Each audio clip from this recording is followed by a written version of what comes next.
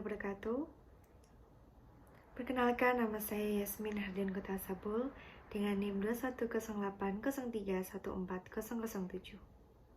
Perkenalkan, nama saya Jasmine Citra Ramadhani dengan NIM 21080314011. Perkenalkan, nama saya Oktaviona Ridi Cantika dengan 3 digit PIN terakhir 210803140069. Baik, selanjutnya saya akan memaparkan mengenai fungsi telepon genggam. Yang pertama, sebagai alat komunikasi. Semakin berkembangnya zaman, cara berkomunikasi dalam masyarakat pun kian berkembang.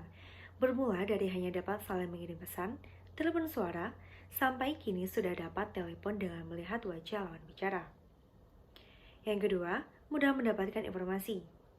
Kini kita tidak perlu lagi menonton televisi ataupun membaca koran untuk mencari tahu berita terkini.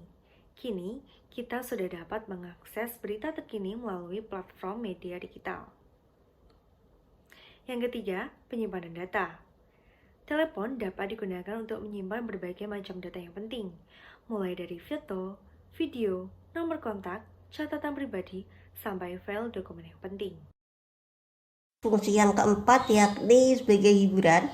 Dalam arti setelah mengalami perkembangan digital yang inovatif, kini telepon genggam juga dilengkapi dengan fitur yang menarik, seperti menonton film, mendengarkan musik, mendengarkan radio, serta bermain games online. Yang kelima, reminder. Pemilik telepon genggam yang memiliki aktivitas tinggi seringkali menggunakan fasilitas reminder untuk mengingatkan dirinya. Salah satu contohnya adalah alarm untuk mengingatkan pada jam-jam tertentu. Yang keenam, sebagai kalkulator.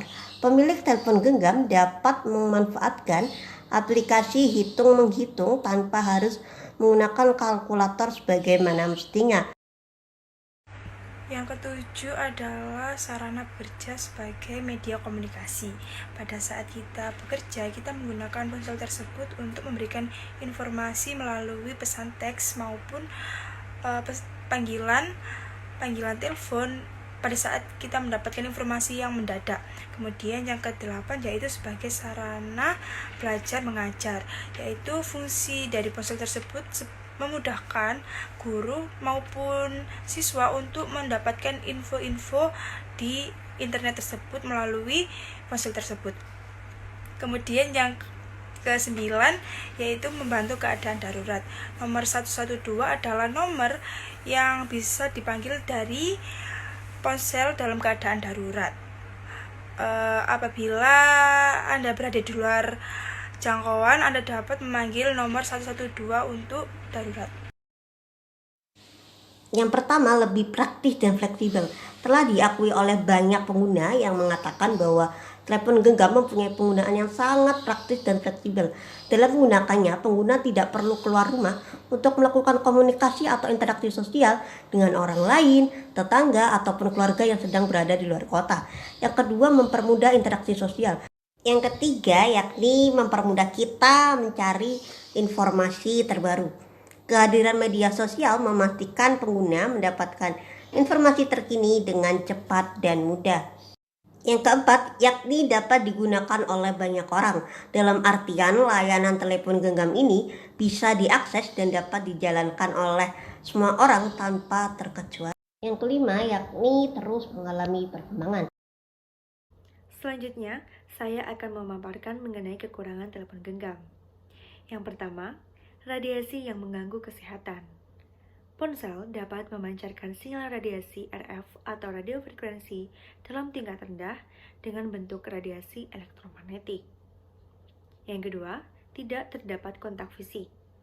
Hal ini dapat menimbulkan kesalahpahaman atau miskomunikasi dengan lawan bicara.